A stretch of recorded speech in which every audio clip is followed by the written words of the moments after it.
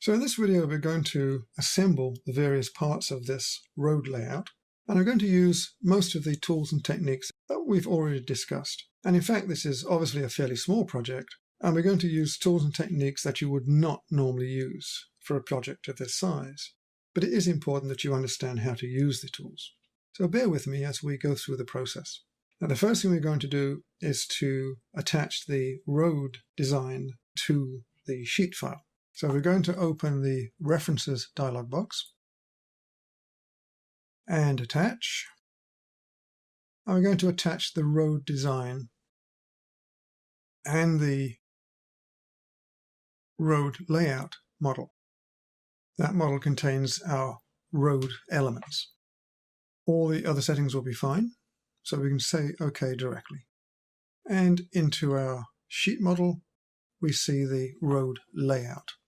Having got that in place, we're now going to use a combination of references, clips, masks, and saved views to insert the houses, trees, and the title block. Again, the intent is to use as many techniques as possible. We're going to attach the houses 1, 2 model, and then we're going to isolate the individual houses. So we go to Attach again, Road Design again, and this time we need the houses 1, 2 model. And we're going to call this one House Clip. You'll see why in a moment. Everything else is fine, so we'll say OK. And now we see the two houses from the House 1 and 2 model in place. We need to move that a little bit, so we're going to use the Move Reference tool here. Moving the reference so that the House 1 on the left is placed approximately midway on the left side, about there. And right-click.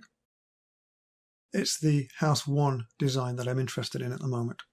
Now I'm going to use a clip to clip out just the House 1 so that we can't see the House 2. So I'm going to place a fence around House 1 and apply a clip. Clip tool. Data point to accept, and we have the clipped House 1. Let's see how that looks without the reference border. Just click on the road layout model and data point, and we see just the House 1 in position. Now the House 2 drawing is still there, of course. We simply can't see it. Next, I'm going to reinsert the House 1 and 2 model, and this time I'm going to mask the House 1 so that I only see the House 2 drawing. You'll see how this works. Now this seems a little tricky, so just follow along very carefully. So I'm going to make a copy of the Houses 1 and 2 attachment rather than reinsert, which I could do as well. We're going to copy, move it over, drop it somewhere about there for the moment. Right-click. Now, at the moment, my copy of House 1 still has the clip attached to it, and I need to remove the clip so I can see both houses. So I'm going to select that and remove the clip. Now, if you remember, this tool doesn't always work for me because of the version I'm using, but I will try it and see. You never know. No. So bear with me while I use my key-ins to delete that reference. There we go. Now hopefully you won't have to do that with your version, and that delete clip should work for you. Now I see both houses 1 and 2 since the clip has been removed. Now what I want to do is mask House 1 so I can't see it, but I can see House 2. So I'm going to do that right now. So I'm going to place another fence again around the House 1. This time though I'm going to mask House 1 so it can't be seen. So here's my mask tool, mask reference. Click on that. Accept the data point. House 1 has disappeared.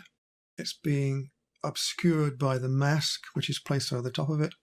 And I need to move the House 2 into position. So now we can use the Move tool and move the House 2 into a suitable location. That will do just fine. And while we're at it, we need to rename this attachment.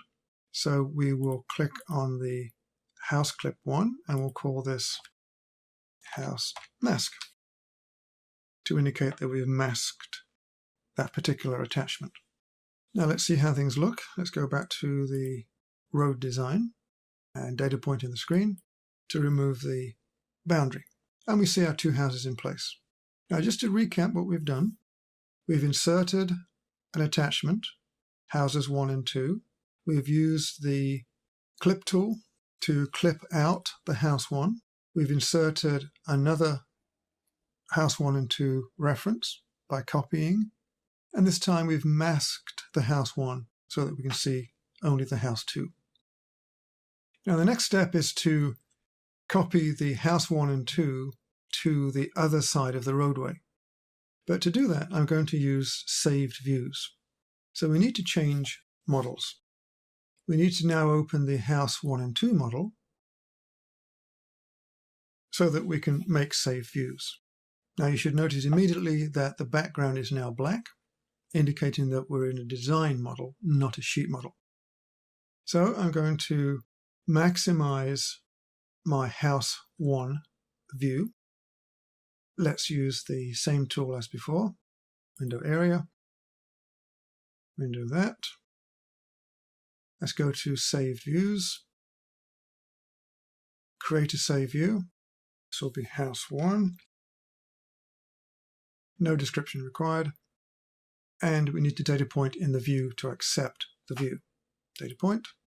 We now have the house 1 and 2. The title save view is a holdover from the previous activities, so we can actually delete that.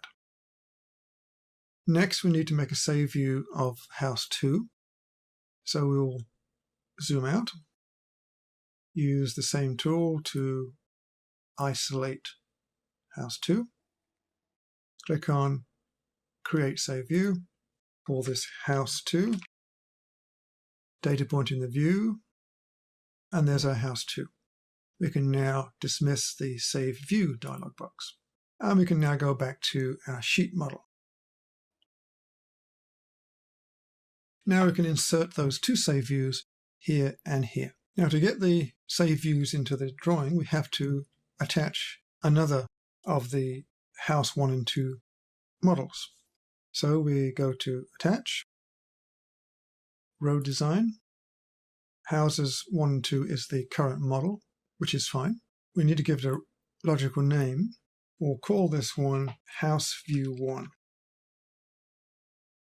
And we need to make sure that we are actually inserting a saved view. So open up the Save View list, and the view we want is House 1. Everything else is fine. We'll say OK. And here comes House 1 on our cursor. So we can put House 1 into place there. Let's do the same thing for House 2. So again, we need another insertion. Row Design again. We're in the House 1 and 2 model. We need now the House 2 saved view. Click on OK. Bring that into place about there. Now, of course, we do need to rotate these houses so that they face the correct way. Since we have House 2 highlighted, we'll do that immediately. Let's use the Rotate tool. We need a Z rotation, and that should be 180. Bring that house in, data point, and right-click. And there's House 2 rotated. Let's select House 1. We need to rotate that, but this time let's use the Mirror tool. So I'm going to mirror the reference, and it will be about the horizontal line, which is already set. So we can just leave that there for the moment. Click, and then we can tidy things up by moving our references to more suitable places. Zoom in a little bit to do that. Yeah, that will do just about there. And we'll do the same thing with this reference. So that's that one. Use the Move tool. And let's move that a little closer and a little bit to the right, and we're there. Now we zoom out. and we see our 4 houses in place.